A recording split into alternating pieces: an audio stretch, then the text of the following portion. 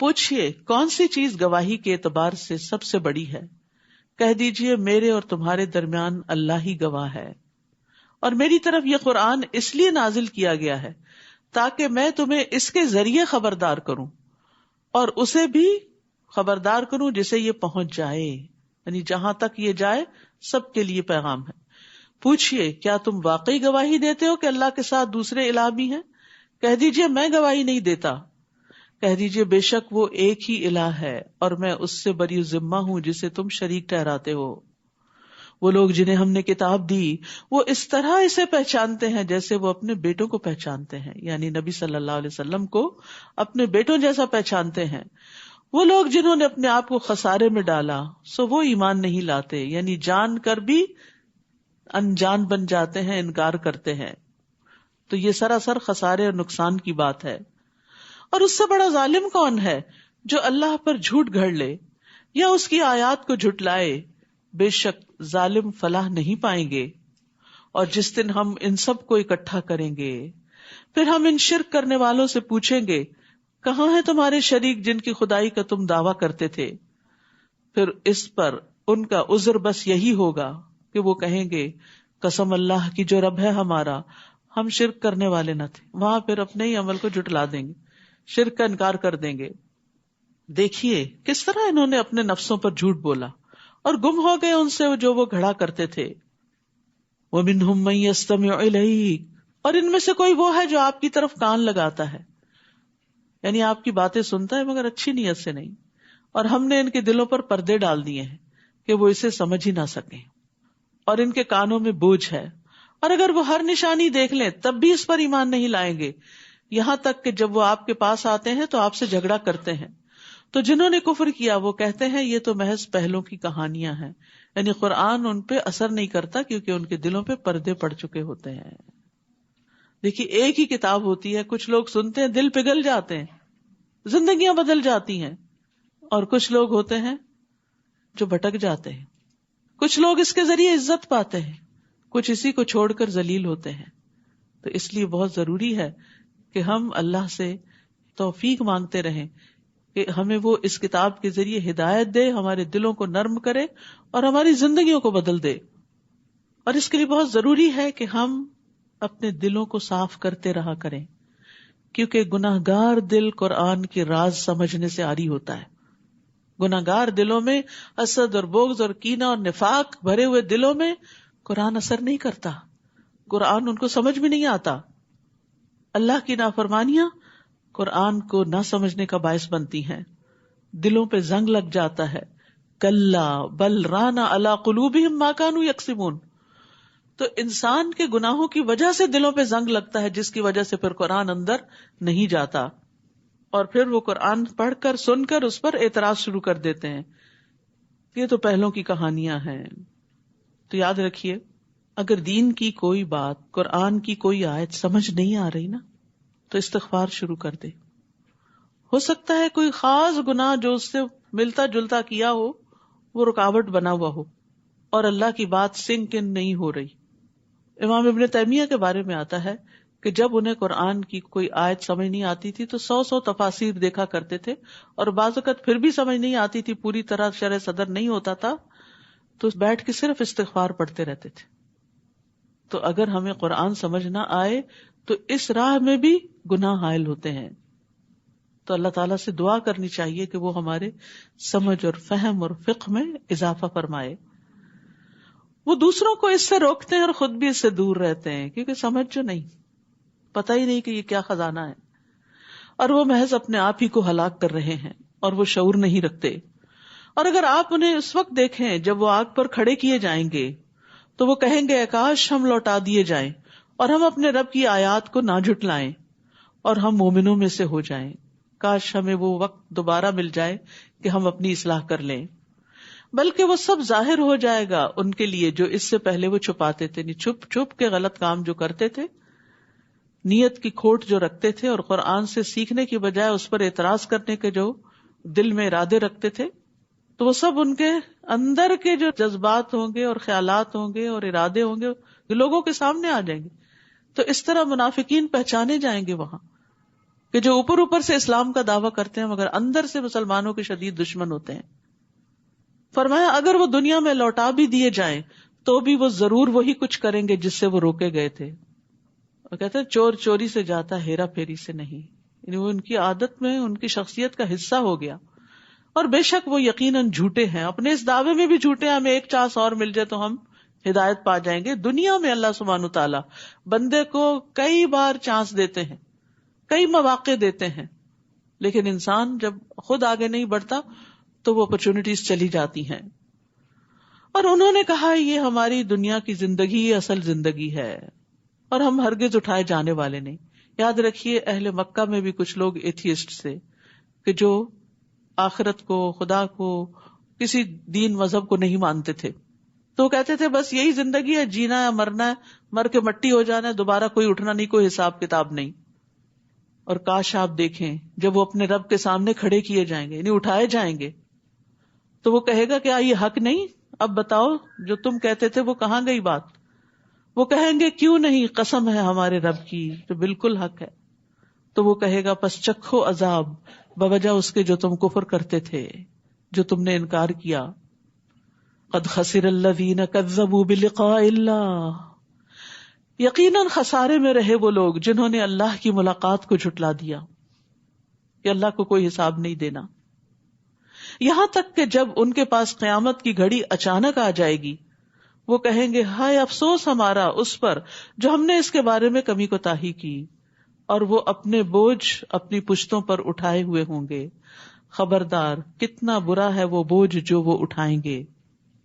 دیکھیے جو لوگ اللہ کو نہیں مانتے، آخرت کو نہیں مانتے، ان کے پاس اس کی کوئی دلیل نہیں ہے، وہ صرف خواہشات ہیں، خیالات ہیں، کچھ باتیں ان کے دل میں اٹک گئی ہیں، کچھ شکوک و شبہات ان کے اندر پیدا کر دیے گئے. لیکن اگر وہ یہ سوچیں کہ دو میں سے ایک چیز یا اللہ ہے یا نہیں، تو سیف سائڈ تو یہی ہے نا کہ مان لیا جائے وہ ہے. لیکن اگر یہ کہتے ہیں ہے نہیں اور وہ سامنے آ گیا تو پھر تو خسارہ ہی خسارہ ہے. تو اللہ کی ملاقات جو ہے قیامت کے دن ہوگی، جب اللہ بندوں سے ملاقات کرے گا. ہم سب کو اس کے حضور حاضر ہونا ہے، اس قیام کی تیاری کرنی چاہیے. اور یہ دنیا میں قیام جو ہے یہ دراصل اس کے آگے کھڑے ہونے کی تیاری ہے. وہ مشقت کا بہت طویل دن ہے جب انسانوں سے حساب لیا جائے گا. وَمَا الْحَيَاةُ الدُّنْيَا إِلَّا لَعِبٌ وَلَهْوٌ وَلَلدَّارُ الْآخِرَةُ خَيْرٌ لِلَّذِينَ يَتَّقُونَ افلا تعقلون. اور نہیں دنیا کی زندگی مگر ایک کھیل اور تماشا، اور البتہ آخرت کا گھر بہتر ہے ان لوگوں کے لیے جو تقوی اختیار کرتے ہیں. آخرت متقین ہی کے لیے ہے. والعاقبۃ للمتقین جیسے دوسری جگہ فرمایا. کیا پھر تم عقل سے کام نہیں لیتے؟ تو یہاں دنیا کی حقیقت بتائی گئی، اس کو دو لفظوں سے بیان کیا گیا، لعب اور لہو. لعب کہتے ہیں ہر وہ کام جو فائدہ مند نہیں ہوتا، اور لہو ہر وہ کام جس سے انسان غفلت میں پڑ جاتا ہے، یعنی وہ چیزیں جو اللہ کی یاد سے غافل کر دیں. ہمیں دنیا میں رہنا ہے، دنیا کے کام کاج کرنے ہیں، لیکن دنیا کے کاموں میں اتنا محو نہ ہو کہ نمازیں ہی بھول جائیں، اللہ کی یاد ہی بھول جائے، اللہ کی اطاعت کی طرف سے انسان غافل ہو جائے. ابن عباس کہتے ہیں یہ کافر کی زندگی ہے کیونکہ وہ زندگی کو دھوکے اور باطل کاموں میں گزار دیتا ہے. مومن کی زندگی نیک اعمال پر مشتمل ہوتی ہے، وہ ہر چیز میں آخرت سامنے رکھ کے کرتا ہے کام. یقیناً ہم جانتے ہیں کہ بے شک آپ کو وہ باتیں غمگین کرتی ہیں جو وہ کہتے ہیں، یعنی لوگوں کے اعتراضات، لوگوں کا مذاق اڑانا، یہ سب چیزیں آپ کے دل پہ اثر کرتی ہیں. یہ ایک حقیقت ہے. اگر پیغمبر کے دل پہ اثر کرتی ہیں، غمگین کرتی ہیں ان کو، تو پھر ہم تو عام انسان ہیں. تو جب کوئی ایسی بات کرتا ہے جو ہمارے خلاف پڑتی ہے، ہمارے نفس کے خلاف یا ہماری ذات کے خلاف، یا کوئی جھوٹا الزام، تو غمگین کرتا ہے، لیکن اس غم میں ڈوبنا نہیں چاہیے. فرمایا تو در حقیقت وہ آپ کو نہیں جھٹلاتے، لیکن یہ ظالم تو اللہ کی آیات کا انکار کرتے ہیں. یعنی جب آپ دین پر نہیں تھے تو یہ آپ کے بڑے دوست بنتے تھے، جب آپ دین کی طرف آئے تو اب آپ پر ان کو اعتراض ہو گیا. تو اصل اعتراض آپ پر نہیں ہے، آپ کی آئیڈیالوجی پر ہے، اس چیز پر ہے جو آپ نے اختیار کی، اور وہ آپ نے اپنی مرضی سے اختیار نہیں کی، وہ تو دراصل اللہ کی طرف سے آئی ہے. تو ایسے لوگ دراصل اللہ کی باتوں کا انکار اور اس کا مذاق اڑاتے ہیں. اور البتہ تحقیق آپ سے پہلے بھی کئی رسول جھٹلائے گئے. اب آپ کو تسلی دی جا رہی ہے کہ آپ سے پہلے بھی یہ سب ہوتا رہا, تو انہوں نے اس پر صبر کیا جو وہ جھٹلائے گئے. تو ہمیں بھی کیا کرنا چاہیے؟ صبر. اور ستائے گئے یہاں تک کہ ان کے پاس ہماری مدد آ گئی. امتحان ہوتا ہے نا, پھر مدد بھی آتی ہے. اور اللہ کے کلمات کو کوئی بدلنے والا نہیں. اور یقیناً آپ کے پاس رسولوں کی کچھ خبریں آ چکی ہیں. یاد رکھیے, افضل ایمان صبر کرنا اور نرمی کرنا ہے. پیچھے بھی بتا چکی ہوں, دہراتی اس لیے ہوں تاکہ یہ عادت کا حصہ بن جائے. افضل ایمان صبر کرنا اور نرمی کرنا ہے. رسول اللہ صلی اللہ علیہ وسلم نے فرمایا, مدد صبر کے ساتھ ہے. اللہ کی مدد آتی ہے لیکن صبر کرنے والوں کے لیے. ان اللہ مع الصابرین. اور کشادگی تنگی کے ساتھ ہے. جہاں حالات تنگ ہوتے ہیں وہاں کوئی اور جہتیں بھی کھل جاتی ہیں. اور بے شک ہر مشکل کے ساتھ ایک آسانی ہے, اور بے شک اسی مشکل کے ساتھ ایک اور آسانی ہے. تو جہاں مشکل آئے وہاں آسانیاں بھی تلاش کریں.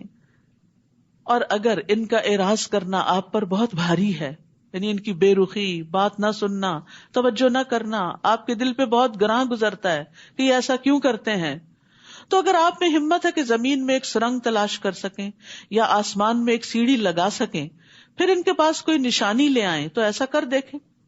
اور اگر اللہ چاہتا تو ان سب کو ہدایت پر جمع کر دیتا. بس آپ ہرگز ان لوگوں میں سے نہ ہوں جو نادان ہیں, یعنی ان کے مطالبات پہ مت جائیں اور ان کی باتیں مت مانیں. انما یستجیب الذین یسمعون والموتى یبعثهم اللہ ثم الیہ یرجعون. بات تو وہی لوگ مانتے ہیں جو دل کے کانوں سے سنے. رہے مردے تو اللہ انہیں قیامت کے دن زندہ کرے گا, پھر وہ اسی کے حضور واپس لائے جائیں گے. یعنی مردے نہیں سنتے, سنتے ہیں زندہ لوگ ہی. مراد اس سے کیا ہے کہ مومن نصیحت کو قبول کرتا ہے جس کے دل ایمان سے جگمگاتا ہے, روشن ہے, زندہ ہے.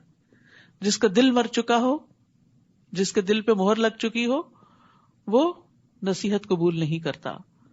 وَقَالُوا لَوْلَا نُزِّلَ عَلَيْهِ آیَةٌ مِّن رَبِّهِ. اور وہ کہتے ہیں کہ ہم پر ہمارے رب کی طرف سے کوئی معجزہ کیوں نہیں اتارا گیا. آپ انہیں کہیے معجزہ اتارنے پر تو اللہ ہی قادر ہے, لیکن بات یہ ہے کہ ان میں سے اکثر نادان ہیں. زمین میں جتنے بھی چلنے والے جانور ہیں اور جتنے بھی اپنے بازو سے اڑنے والے پرندے ہیں, وہ سب تمہاری ہی طرح کے انواع ہیں. ہم نے ان کی بھی تقدیر لکھنے میں کوئی دقیقہ فروغ گزاشت نہیں کیا. پھر یہ سب اپنے رب کے حضور اکٹھے کیے جائیں گے. اور جن لوگوں نے ہماری آیتوں کو جھٹلایا وہ بہرے اور گنگے ہیں جو اندھیروں میں ہیں, کہ حق کو دیکھ بھی نہیں سکتے. اللہ جسے چاہے اسے گمراہ کرتا ہے اور جس کے متعلق چاہتا ہے اسے راہ راست پر لگا دیتا ہے. آپ ان سے کہیے بھلا دیکھو تو اگر تمہیں اللہ کا عذاب آ جائے یا قیامت کی گھڑی آ پہنچے تو اس وقت تم اللہ کے سوا کسی دوسرے کو پکارو گے اگر تم سچے ہو, بلکہ اس وقت تم صرف اللہ ہی کو پکارو گے.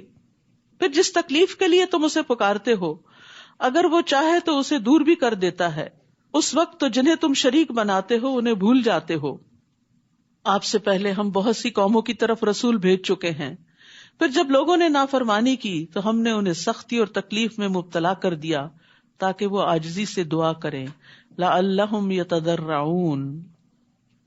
کچھ لوگ تکلیف آتی ہے تو اور اکڑ جاتے ہیں, اللہ سے ناراضگی دکھاتے ہیں, جھکتے نہیں, دعا نہیں کرتے. اور کچھ لوگ تضرع کرتے ہیں. تو یہاں تضرع نہ کرنے والوں کی مذمت کی گئی ہے کہ جب انہیں کوئی تکلیف پہنچتی ہے تو نہ دعا کرتے ہیں, نہ عاجزی کرتے ہیں, نہ توبہ کرتے ہیں. تو کیا کرنا چاہیے تکلیف کے موقع پر؟ اللہ کے آگے عاجزی, دعا, توبہ. پھر دوبارہ یہ بات آئی مشکلات کا حل کس میں ہے؟ توبہ اور استغفار میں. کچھ ایسے لوگ ہیں جب تکلیف آتی ہے تو عاجزی بھی اختیار کرتے ہیں, اللہ کی طرف رجوع کرتے ہیں, لیکن جب تکلیف دور ہو جاتی ہے تو پھر اکڑنے لگتے ہیں, روگردانی کرتے ہیں, پھر اپنی پرانی ڈگر پہ چلے جاتے ہیں. تو قابل تعریف وہ لوگ ہیں جو اللہ سے دعائیں مانگتے رہتے ہیں, اس کی بارگاہ میں توبہ کرتے رہتے ہیں, اپنی عبادت اور توبہ پر خوشحالی میں بھی ثابت قدم رہتے ہیں اور تکلیف میں بھی. اور جب تکلیف ٹل جاتی ہے تو بھی وہ اللہ ہی کے بن کے رہ جاتے ہیں. یعنی بہت سے لوگ یہ سوال کرتے ہیں کہ مجھ پر جو تکلیف آئی ہے یہ امتحان ہے یا آزمائش ہے. اگر آپ اس تکلیف کے بعد اللہ کی طرف راغب ہو گئے ہیں تو وہ امتحان اور آزمائش تھی, اور اگر اس کے بعد آپ اللہ سے ناراض ہو گئے ہیں تو یہ ایک طرح سے پنشمنٹ تھی. تو یاد رکھیے مشکل حالات میں زیادہ سے زیادہ اللہ تعالیٰ کی طرف رجوع کرنا چاہیے، عاجزی کرنی چاہیے، گڑ گڑا کے دعا مانگنی چاہیے، رو رو کے دعا مانگنی چاہیے. بعض اوقات ہم ایک وظیفہ کرتے ہیں، کوئی بتا دیتا ہے یہ چیز 1000 دفعہ پڑھو مشکل آسان ہوگی، 1000 میں سے ایک دفعہ بھی سمجھ کے اس کو نہیں پڑھتے کہ یہ ہے کیا پڑھ رہے ہیں. یہ تو کوئی تضرع نہ ہوا، یہ تو کوئی عاجزی نہ ہوئی. عاجزی کیا ہے کہ جو پڑھیں اس کو سمجھ کے پڑھیں اور پوری توجہ سے، اور اللہ کے آگے روئیں.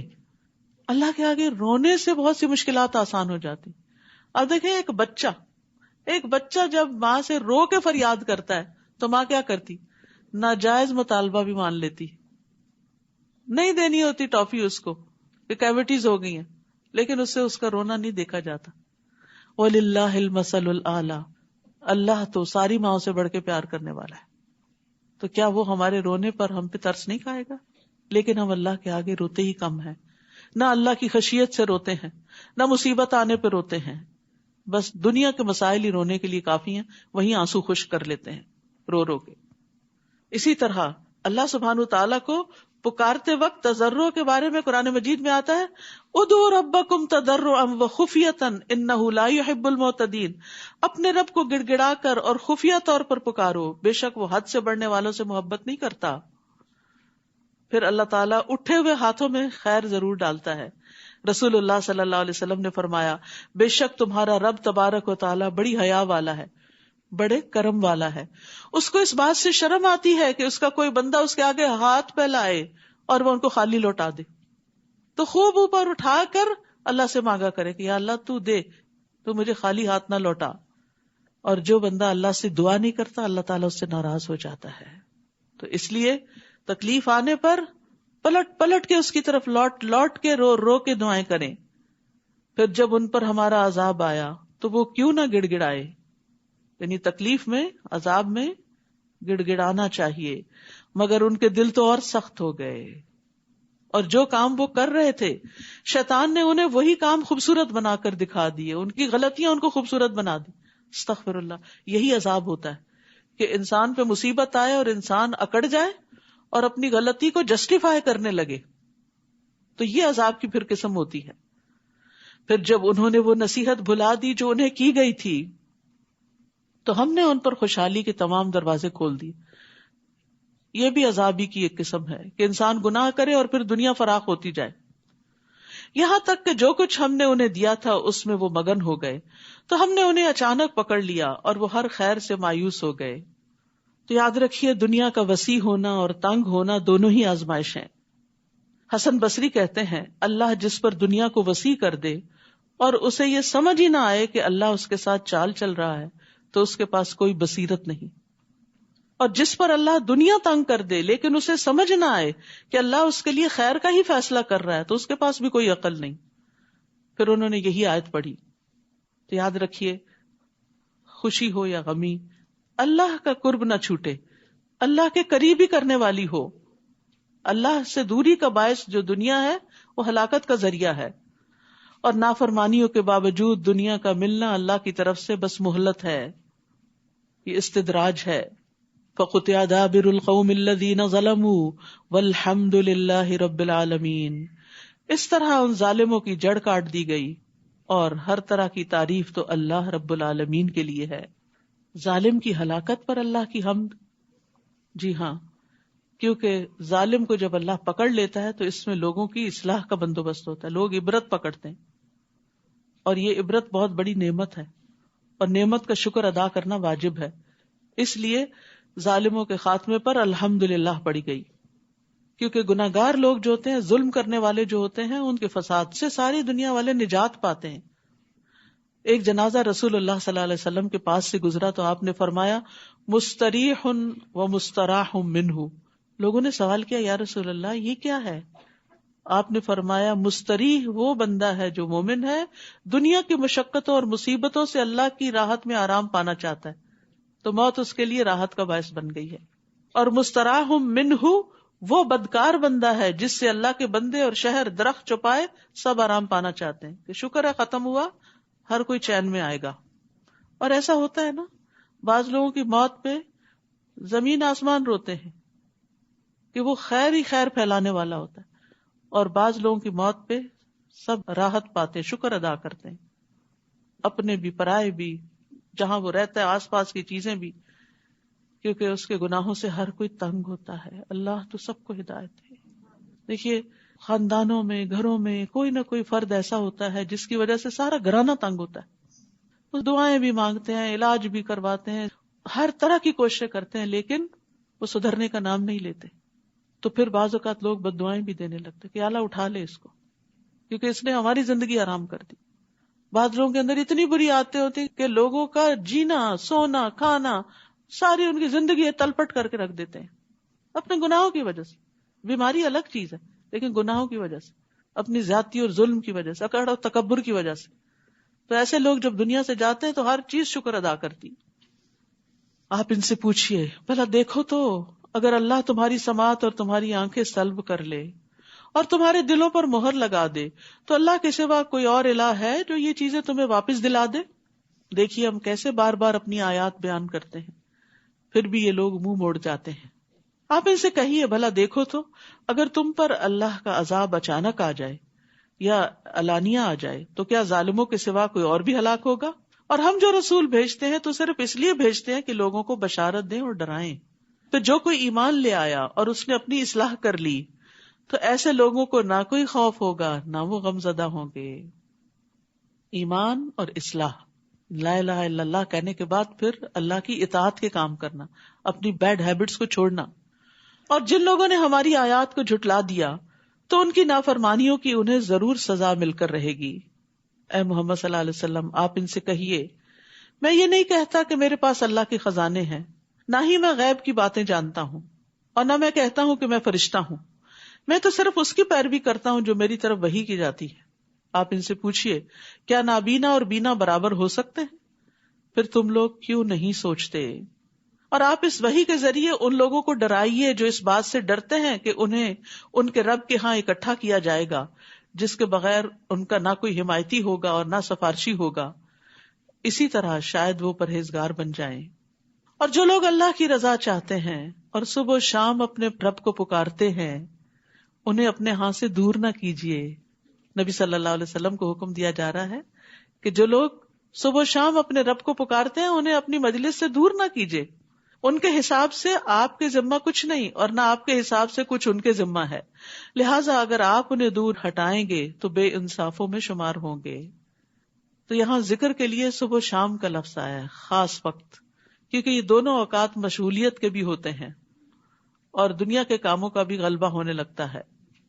تو جو ان اوقات میں مشغولیت میں بھی اللہ کو یاد کرے گا تو وہ فرصت کے اوقات میں تو کرے گا ہی. اور اللہ سبحانہ تعالیٰ صبح و شام اپنے بندوں کی خبر بھی لیتا ہے. جب فرشتے تبدیل ہو کے اوپر جاتے ہیں نا تو اللہ تعالیٰ ان سے پوچھتے میرے بندے کیا کر رہے تھے، تو وہ کیا بتاتے ہیں؟ وہ نماز پڑھ رہے تھے. فجر اور عصر کی نمازوں میں کرام کاتبین کی تبدیلی ہوتی ہے. اسی طرح ہم نے بعض لوگوں کے ذریعے دوسروں کو آزمائش میں ڈالا ہے تاکہ وہ انہیں دیکھ کر کہیں کہ کیا ہم میں سے یہی لوگ ہیں جن پر اللہ نے احسان کیا. دیکھو کیا اللہ اپنے شکر گزار بندوں کو ان سے زیادہ نہیں جانتا؟ یعنی یہ وہ لوگ ہیں جو ایمان کی نعمت کی قدر و قیمت کو جانتے ہیں اور اس کے ملنے پر اللہ کا شکر ادا کرتے ہیں. وَإِذَا جَاءَكَ الَّذِينَ يُؤْمِنُونَ بِآيَاتِنَا فَقُلْ سَلَامٌ عَلَيْكُمْ كَتَبَ رَبُّكُمْ عَلَى نَفْسِهِ الرَّحْمَةَ. اور جب آپ کے پاس وہ لوگ آئیں جو ہماری آیتوں پر ایمان لاتے ہیں تو آپ انہیں کہیے تم پر سلامتی ہو. یعنی جو لوگ کتاب سے محبت رکھتے ہوں، اس پر ایمان رکھتے ہوں اور اس سے آگے پھر اس کو پڑھتے پڑھاتے ہیں کیونکہ ایمان کے تقاضے ہیں یہ سارے، تو وہ سلامتی کے مستحق ہے، انہیں دعا دینی چاہیے. تمہارے رب نے اپنے اوپر رحمت کو لازم کر لیا ہے کہ تم میں سے کوئی شخص لا علمی سے کوئی برا کام کر بیٹھے پھر اس کے بعد وہ توبہ کر لے اور اپنی اصلاح کر لے تو یقیناً وہ معاف کر دینے والا اور رحم کرنے والا ہے. تو غلطی ہونے پر صبح شام رب سے توبہ کا موقع ہے.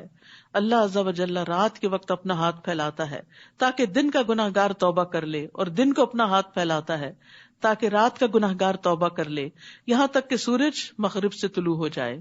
تو غلطیوں پر ندامت کے ساتھ استغفار کرنی چاہیے اور آئندہ زندگی کو بہتر بنانا چاہیے.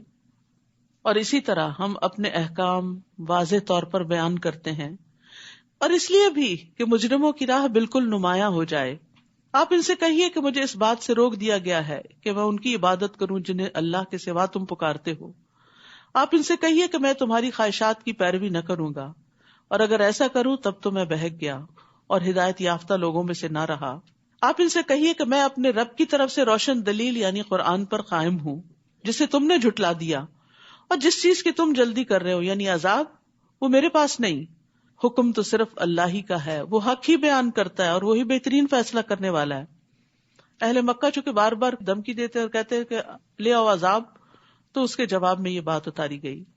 آپ ان سے کہیے جس چیز کی تم جلدی مچا رہے ہو یعنی عذاب کی، اگر وہ میرے اختیار میں ہوتی تو میرے اور تمہارے درمیان کب کا فیصلہ ہو چکا ہوتا، اور اللہ ظالموں کے متعلق خوب جانتا ہے کہ ان کے ساتھ کیا معاملہ کرنا چاہیے۔ وَعِندَهُ مَفَاتِحُ الْغَيْبِ لَا يَعْلَمُهَا إِلَّا هُوَ، اور غیب کی چابیاں تو اسی کے پاس ہیں، اس کے سوا کوئی بھی نہیں ان کو جانتا۔ تو اصل غیب صرف اللہ کو پتا ہے، بحر و بر میں جو کچھ ہے اسے وہ جانتا ہے۔ اور کہا جاتا ہے کہ سمندر کا جو بیڈ ہے نیچے تہ ہے، سائنٹسٹ کہتے ہیں اس کا صرف 1% جانا گیا ہے، 99% ہمارے علم میں نہیں۔ اور زمین کے اوپر بھی جو کچھ ہے اس کا بھی بڑا حصہ ابھی تک علم سے باہر ہے۔ وَلَا يُحِيطُونَ بِشَيْءٍ مِّنْ عِلْمِهِ إِلَّا بِمَا شَاءَ، تو یہ سارے خزانے اس کے ہیں، اس کو سب پتا ہے کون سی چیز کہاں کیا کر رہی ہے، دوسروں کو نہیں پتا۔ یہ اللہ کی قدرت کی دلیل ہے، اس لیے اوروں سے امپریس ہونے کی بجائے اللہ کے آگے جھکنا چاہیے۔ اور کوئی پتا تک نہیں گرتا جسے وہ نہ جانتا ہو، نہ ہی زمین کی تاریکیوں میں کوئی دانہ ہے جس سے وہ باخبر نہ ہو، اور تر اور خشک جو کچھ بھی ہو سب کتاب مبین میں موجود ہے، لوح محفوظ میں ہر چیز کا ریکارڈ موجود ہے۔ ہم لوگوں کے علم سے متاثر ہو جاتے ہیں، کسی نے ایک کی بجائے اگر 2 PhDs کی ہے تو اس کے آگے تو جھوک ہی جائیں گے کہ جو یہ کہتا ہے صحیح ہے غلط ہے بس یہی مان لو، اور جو اللہ کہتا ہے جو اللہ کی کتاب میں بتایا گیا اس کو بس ریلکٹنٹلی ہی لیتے ہیں، یقین نہیں کرتے، جبکہ اللہ کا علم ہر چیز پر چھایا ہوا ہے، ہر چیز کو اپنے گھیرے میں لیے ہوئے ہے، اس لیے جو بات وہ کرتا ہے وہ سب سے زیادہ فائدہ مند ہے، ہمارا اس پر ایمان ہونا چاہیے۔ تو کہتے ہیں نا دانے دانے پہ مہر ہے، جو بات ہم کرتے ہیں وہ یہی ہے کہ اس کو پتا ہے کہ کون سا دانا کون کھائے گا، یہ اس کو پہلے سے پتا ہے، ہمیں نہیں پتا ہوتا۔ ہم اپنے سامنے پتا اترتے ہوئے گرتے ہوئے لہراتے ہوئے دیکھتے ہیں، ہمیں نہیں پتا ہوتا کہاں گرے گا، ہم کہتے ہیں یہاں گرے گا وہاں گرے گا، وہ وہاں جا گرتا ہے، لیکن اس کو پتا ہے کہ وہ ایگزیکٹلی کہاں جا کے گرے گا۔ تو اس کا علم کامل ہے، ہمارا علم ناقص ہے، چاہے کوئی انسان بھی ہو۔ وہی تو ہے جو رات کو تمہاری روحیں قبض کر لیتا ہے نیند کی حالت میں، بے ہوش ہوتے ہو، کچھ پتا نہیں، نیند موت کی بہن ہے، اور جو کچھ تم دن کو کر چکے ہو وہ بھی جانتا ہے۔ ہم خود بھولے ہوئے ہوتے ہیں، اگر آپ سے پوچھا جائے کل یہاں سے جا کر کیا کیا کیا تو آپ کو سوچنا پڑے گا اچھا کیا کیا کیا، اور جب بتائیں گے تو بھی تو ہو سکتا ہے کوئی چیز مس کر جائیں، لیکن اس کو سب پتا ہے آپ اپنی گزشتہ زندگی میں ہر روز کیا کچھ کر چکے ہیں، سب اس کے ریکارڈ میں ہے۔